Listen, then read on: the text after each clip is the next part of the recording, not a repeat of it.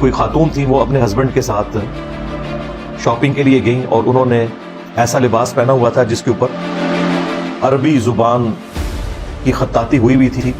जिसने वो लिबास पहना हुआ था उसके पीछे ना एक मौलवी था, उस दाढ़ी रखी थी उसने, वो उसको पीछे से मना करता हुआ आ रहा था कि ये आप ड्रेस ना पहनो, ठीक है, इसको उतार दो, इसके ऊपर ना नाउज़बिल्ला वो कुरान पाक के जो से ना लिखे हुए। तो वो मानी नहीं, वो इधर तिकर आ गई है, इस गली तिकर। फिर उसने औरत को उसने कहा कि यार इसको उतारो उतारो, वो नहीं उतारी थी। उसने इस तरह करके जब उसे टच किया ना मौलवी ने, फिर वो कहती कि हाउ डेयर यू, आपने मुझे टच क्यों किया। इनसे सिर्फ ये पूछें कि आप लोगों की माओ बहनों को यूं चौराहे में कोई खड़ा करके तहकीकात करना शुरू कर दे, आप लोगों के निकाह नामे कोई देखना शुरू कर दे, तो आपको कितना बुरा लगेगा। आपका ये काम ही नहीं है किसी की पर्सनल लाइफ के अंदर इस तरीके से दखल देना। खैर, वहां पे देखा देखी हुजूम इकट्ठा हो गया। आप होते कौन हो, आप खुदा हो, ये वो। उसने जब मौलवी के साथ बदतमीजी की है, मौलवी भी फिर गुस्से में आ गया।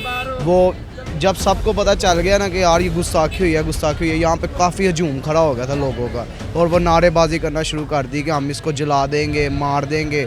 किसी ने तस्दीक भी नहीं की कि उसने पहना क्या हुआ है, ठीक है। ये हम सब दुकानदार ही थे, जिस तरह कि ये दुकान का ओनर है या हम मैं सेलमैन है, हमने बचाने की कोशिश किया कि रश जोन सा है ना वो आगे ना आए।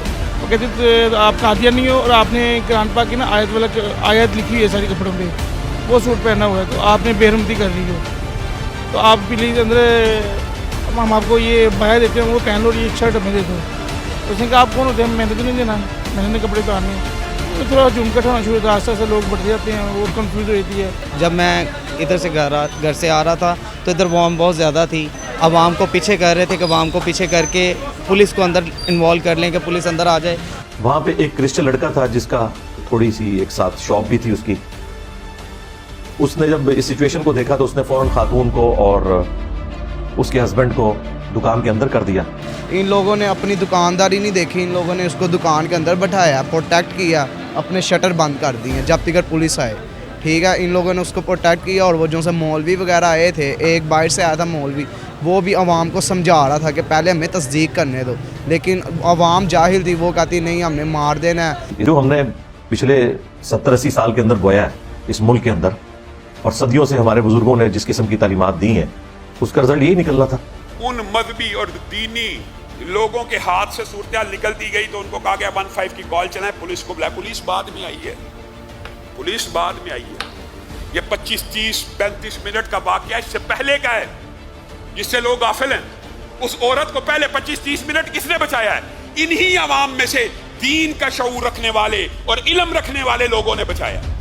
वो 15 पे खुद ही फ़ोन कर देता है, तो उसको कहता है कि अगर 15 पे कॉल कर कहता है कि अगर 10 मिनट में पुलिस ना आई तो मैंने इनको फैर मार देने हैं, मैंने इनको मार देना है। फिर हम उनको अंदर बैठा देते हैं, तो और जुम आसर कटा शटर डाउन कर देते हैं, तो पुलिस आ जाती है। फिर वो तो ऐसे घबराए होते कि जैसे अल्लाह मालूम क़यामत है।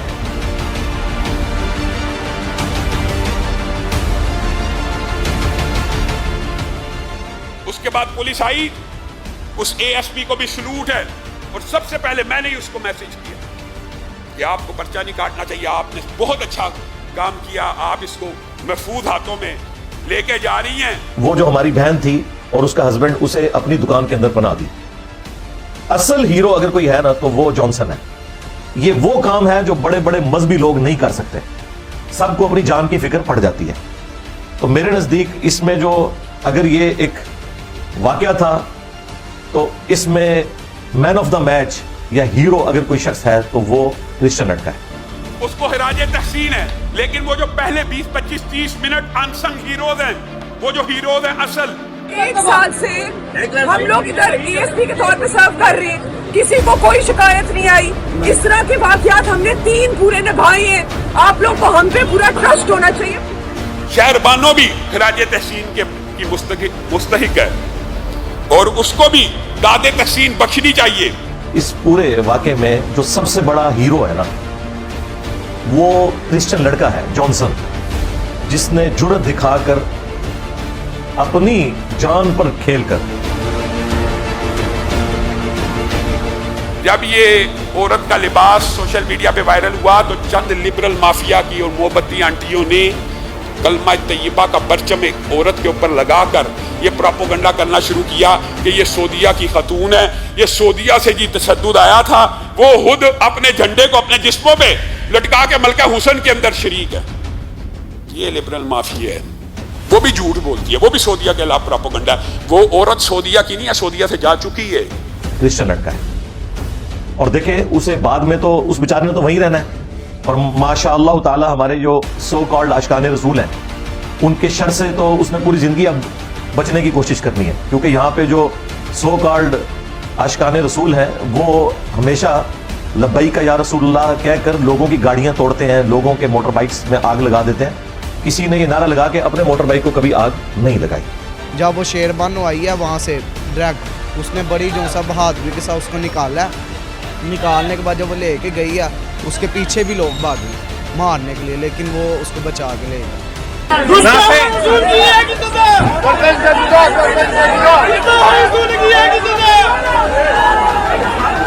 कुरान के ऊपर अमल करने वाला जिसकी कुल जिंदगी कुरान और हदीस हो, वो कुरान पाक को जलाएगा। दुख होता है, अफसोस होता है। तो पुलिस और इंतजामिया ये भी फैसले करे।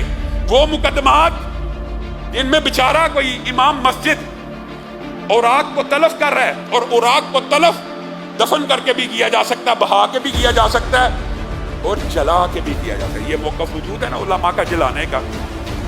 तो औराक जलाते जलाते अगर एक जगह कुरानी आयत लिखी थी वो भी जल गई, उसके ऊपर तौहीन कुरान के मुकदमे, और 20 दिनों से कई माह जेलों के अंदर वो लोग बेगुनाह